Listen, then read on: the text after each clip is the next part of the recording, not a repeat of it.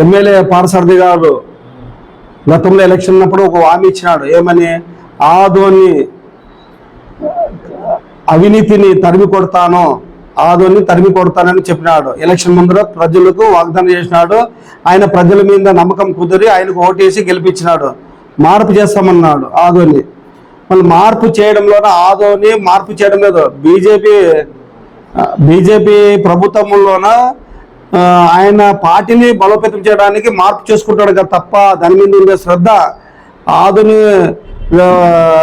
ఆదోని ప్రజల మీద కానీ ఆదోని డెవలప్మెంట్ మీద కానీ ఇంత కూడా శ్రద్ధ చూపడం లేదు.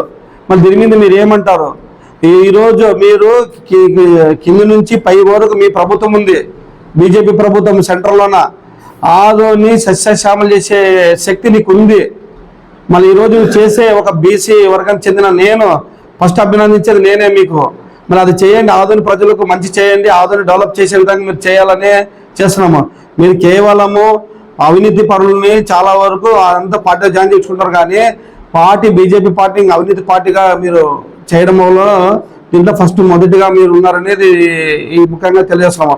కేవలము ఆదోని ప్రజలు ఒక మాట అంటున్నారు. ఏమని?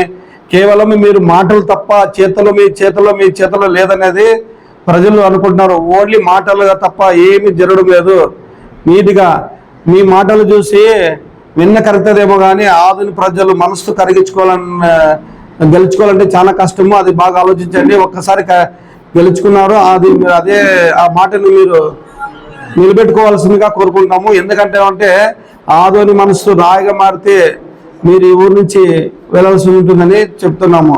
దయచేసి మా పార్సారథి గారికి ఒకటే చెప్తున్నాము, ఈ కాంగ్రెస్ పార్టీ నుంచి మీకు ఎప్పుడు మీరు ఏదైనా తప్పులు చేస్తే మేము వెంటనే ప్రజలకు చూపించే విధంగా మేము ముందుంటామని కూడా తెలియజేస్తున్నాము.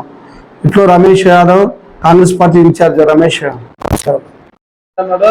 మళ్ళీ ఎలక్షన్ ముందర మానిఫెస్టోలో ఇచ్చిన పథకాల గురించి నువ్వు అప్పుడు ఆలోచించాలా, దాని గురించి ఏం లేదు. కానీ ఎన్డీఏ ప్రభుత్వము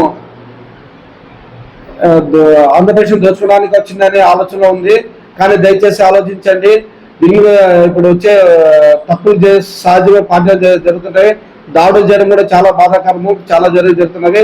దీన్ని దృష్టిలో పెట్టుకొని ఈ ఎక్స్ఎమ్మెల్యే కానీ ప్రజా ఎమ్మెల్యే కానీ వీళ్ళు దృష్టిలో పెట్టుకొని ఆదోని డెవలప్మెంట్ మీద దృష్టి పెట్టండి. దయచేసి ఆదోని ప్రజల మీద మీకు మనస్ఫూర్తిగా నమస్కరిస్తున్నాము. ఖచ్చితంగా ఆదోని ప్రజల మీద మీరు అభివృద్ధి చేసి చూపించండి. ఎందుకంటే ఇప్పుడు ఉండే ఓవర్ బ్రిడ్జ్ అయితే అది కూడా చాలా సిలబస్లో ఉంది. ఎప్పుడు పడిపోతుందో తెలియదు. మా దాని మీద కూడా దృష్టి సారించండి. మళ్ళీ ఆదోని రోడ్లు విస్తరన్నారు, దాన్ని కూడా చేయండి. కొద్దిగా అక్కడ తీసి ప్రజలకు ఇబ్బంది కలిగించే విధంగా ఉండకూడదు అనేది మా అభిప్రాయము. ఎందుకంటే చేసే ఫ్లాట్ ఇప్పుడు మున్సిపల్ మెయిన్ రోడ్లో తీస్తారు, అక్కడ తీసి ఉండే నీట్నెస్ ని ఇంకా గలితనం చేస్తారు. అక్కడంతా చెత్త చెదారం ఎక్కువైపోయింది. ఎందుకంటే ఆ విధంగా ఉంటే మనకు దాన్ని క్లీన్ చేసినట్టేనే మనకు ప్లాట్ఫామ్ ఏర్పాటు చేసి ఒక చెట్లు మాదిరి వేసి గ్రాండ్గా గ్రీన్ మాదిరిగా చేయాలనేది కోరుకుంటాము. ఈ విధంగా చేస్తేనే ఆదోని కొద్దిగా మీ మీద మీకు వేసిన ఓట్లకు మీ మీద ప్రజలు కూడా అభిమానిస్తారని పార్సారథి గారు చెప్తున్నాము. దయచేసి మనస్ఫూర్తిగా మీకు నమస్కరిస్తున్నాము. దయచేసి ఆదోని డెవలప్ చేయాలనేది కోరుకుంటాము. ఇట్లో రమేష్, కాంగ్రెస్ పార్టీ ఇన్ఛార్జ్ రమేష్ యాదవ్. ఇంకా ఏమైనా